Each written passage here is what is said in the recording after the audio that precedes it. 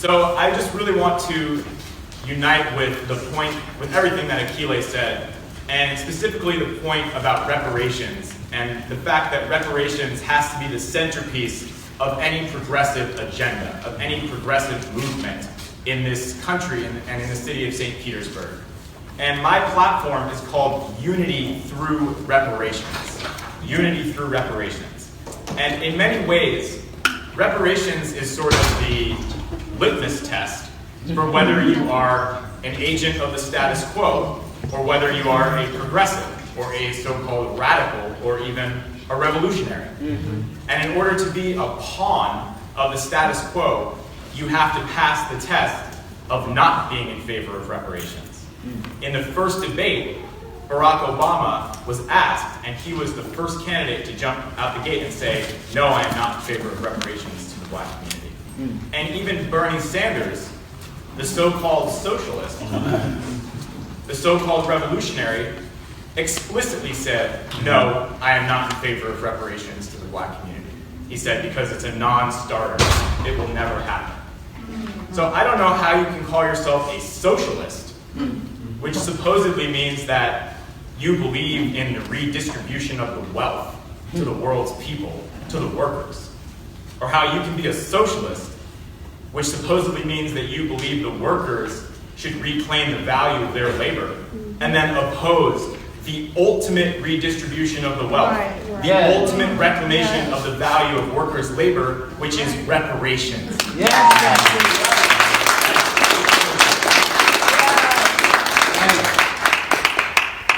So I have failed the status quo test right from the beginning because reparations is not merely a point on my platform, it is my platform. It's unity through reparations. And I really want to appreciate the Green Party because I have read the Green Party platform, and the Green Party platform does speak to the question of reparations, and I want to salute you for that. And just say that it is consistent with your platform and with your principles that the Pinellas County Green Party has come on board this campaign. Because this campaign is about reparations to the black community. And something I'm sure you're used to hearing, people have asked us, well, oh, this is sort of like a protest thing, right? Or you're trying to make a point. Yeah, the point is to win. The point is to win. If we were doing this for any other reason, we would tell you. We would say we're doing this to make a statement, and that's why we're going to do this, this, and this, so we can make this statement and raise these issues. We're going to do all of that, but we're going to do all of that so we can win. So we can win. That's the point. So we're very serious about winning, and we know it's not going to be easy. We have to beat them on the ground game. We don't have the big money. We don't have the media on our side, certainly. The corporation known as the Tampa Bay Times has already made itself an enemy, declared itself an enemy of the people and of this movement. In fact, they don't even talk about our campaign. They've already decided on behalf of the people. The election hasn't even happened yet. And the Tampa Bay Times has decided this is the battle of the Ricks. Rick versus Rick. They don't mention that there is another option on the ballot. They've decided for the people that it's going to be between these two stooges of the status quo who represent the exact same interests of gentrification, of big development at the expense of the black community and at the expense of the neighborhoods of the city of St. Petersburg. And Achille talked about these two Ricks. And by the way, these guys they're both ex-mayors. Rick Kreisman is the incumbent. His claim to fame is that he leaked 256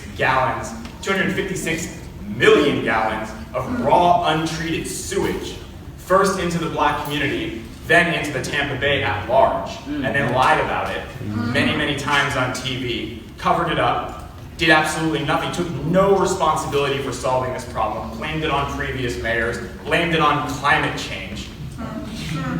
Just a few months before the storm happened and the leak started, Kreisman's administration shut down the fourth sewage plant in the city of St. Petersburg because real estate speculators had dollar signs in their eyes and were slobbering over the possibility of building condos on that land. So Kreisman shut down the sewage plant. 2 months later, 256 million gallons of sewage later, he blames it on climate change. Climate change didn't shut down the outmoded sewage plant. Rick Kreisman and his big money interests do that. So this is on one hand. Then on the other hand, you have Rick Baker, the tent slasher, Everyone's seen that video. Yes. Yes. Homeless people sleeping in tents in a park. And he sends in the St. Petersburg police to slash their tents in the cold. This guy is running for mayor again. He was already mayor for 8 years. He is the architect of everything that Kreisman is implementing right now. In fact, when Kreisman ran, he ran on the promise that he would be like Baker. And he has stuck to that promise, much to the expense of the black community and the people of St. Petersburg. Right. So, the two Ricks is what we're up against. And we see this battleground in District 6, 9 candidates. 9 candidates, only one candidate who represents the interests of the people. Yes. Only one candidate that's calling for reparations to the black community. Only one candidate that's calling for black community control of the police. Right. Only one candidate that says the Tropicana field must go back to the black community to build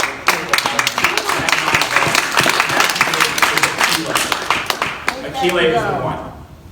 And you have these 8 other vultures that are swooping in to try to gobble up a piece of this pie of District 6. This is not just a typical election. This is literally a battle for the future of the black community of St. Petersburg. Yes. It is a battle between the forces that would erase the black community through gentrification, bring this beyond the point of no return, and the forces who would stand for the self-determination and political and economic power of the black community. That's what this race is about.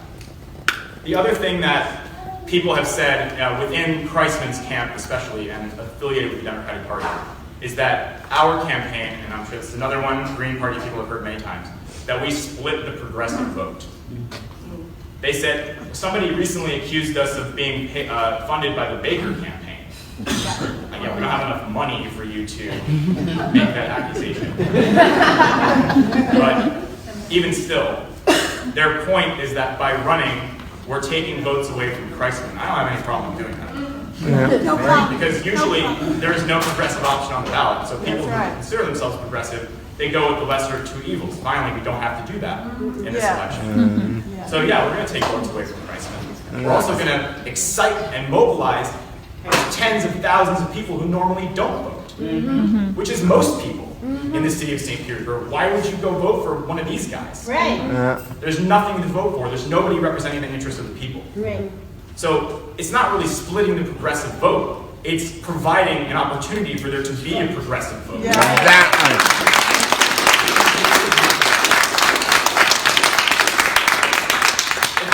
Kreisman splits the progressive vote by presenting himself as a false progressive. Yes. By promoting gentrification, sewage leaking, poisoning the environment, poisoning the water, under the false banner of being a progressive. He's splitting the progressive vote. But he's done for. He's damaged goods. Yes. We're going to win. We're going to beat Kreisman, no doubt.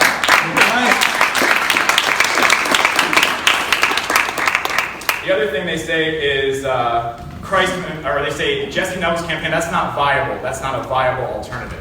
These are the same people who thought Hillary Clinton was viable. Hey. And look where that got them.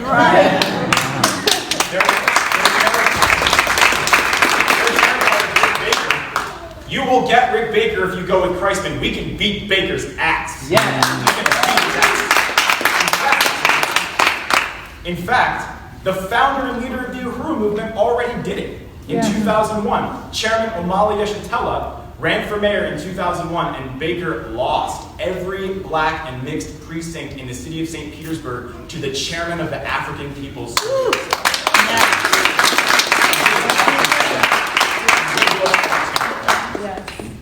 They say we have no experience. Actually, we're the only candidates with experience organizing amongst the people. Hey. We're the only candidates with experience. We're the only candidates that have experience organizing for social justice in the city of St. Petersburg, being out in the community, seeing the two St. Petersburgs, one existing at the expense of the other, seeing the horrible conditions of police violence, seeing the murder of Dominique Battle, Ashanti Butler, and Lanaya Miller by the Pinellas County Sheriff's Department, and marching in the streets of the city, demanding justice for those 3 drowned black girls. Right. Seeing the fact that on every single door that we knock on in predominantly black areas, People can't vote because their rights have been stripped from them because of prior felony convictions. A double jeopardy assault on their basic democratic rights. We have seen that. We have been out amongst the people. That's the experience that motivates us. Not being in Tallahassee or in corporate boardrooms or working for Bill Edwards, like Rick Baker. Yes. The other thing is they'll say they're going to try to use the Uhuru connection. The Uhuru candidates. Damn right I'm an Uhuru candidate. Yes. If you look at this city of St. Petersburg, the only growth, the only progress, the only development are those programs that have been set in place by the Uhuru movement under the leadership of the black working class. Yes. That is the spearhead of progress in the city of St. Petersburg. Yes. Finally, this is the newest one. I really like this one. They'll say, he doesn't have the skills. He doesn't have the skills to manage the fourth largest city in the city of St. Petersburg. Apparently the guy who just leaked sewage water into the bay has the skills. But I don't have the skills. And they say, how are you going to manage 3,000 employees? What they mean is, how are you going to be efficient at exploiting 3,000 workers? Here's how we'll manage it. How we'll manage the 3,000 workers' power. The workers can manage themselves. The workers should have power. $15 an hour, yes, good, at minimum. But beyond that, power. So the reason why they throw these things out, not viable, not experienced, not skilled, is because they can't touch our platform. Yes. We obviously have the most progressive platform on the ballot, and they know that we can win. They know we can win. We have to know we can win. Yes. We have to have as much confidence as our enemies do that we can kick their asses.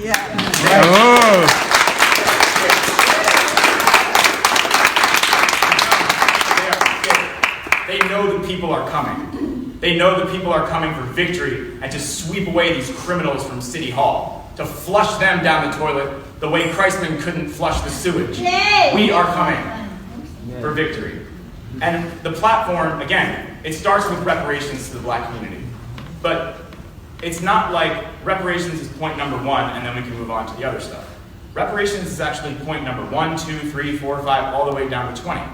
Because reparations is the process through which we solve every other problem that we face in the city of St. Petersburg. Stems from the fact that we live in a city whose political economy rests on the backs of exploited African people. That is the foundation of the entire city, of every contradiction that you see in the city, of the glut of high-rise condos that are popping up in downtown, that are pricing people out of their neighborhoods, that are making it impossible. So many people that I've spoken with who can't even afford to live in this city anymore, that have lived there for generations. It all comes from that foundation. So through reparations, through seeing a city, in a city where the black community has political and economic power, you won't see police brutality. You won't see that. You won't see homelessness. You won't see tent slashing. You won't see the criminalization of the homeless population. You will see a city where it is understood that housing is a human right. You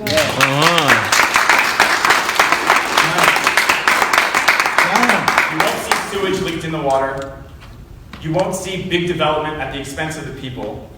You won't see workers being intimidated and harassed as under the current administration. They talk about how you're going to manage the workers. The workers hate Rick Christman. We've spoken to a lot of them. They hate him. He's horrible. He's a tyrannical boss that threatens and intimidates and harasses them on a daily basis. You won't see that in a city, in a reparations-centered city.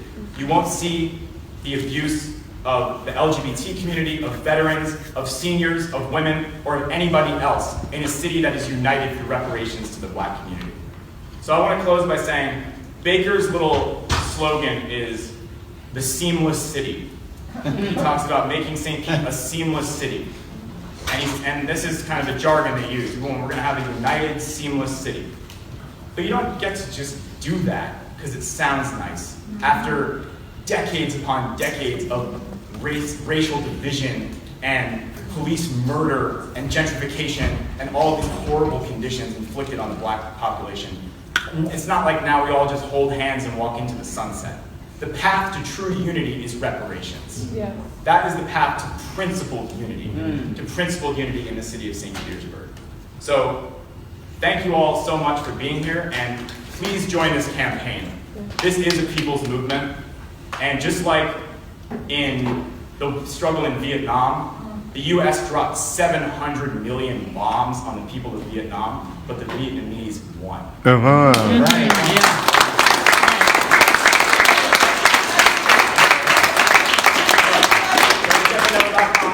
Sign up at KeylightForDistrict6.com and get involved in this campaign and unity through reparations. Yes. Did everybody get cards? Yes. Okay, good, good.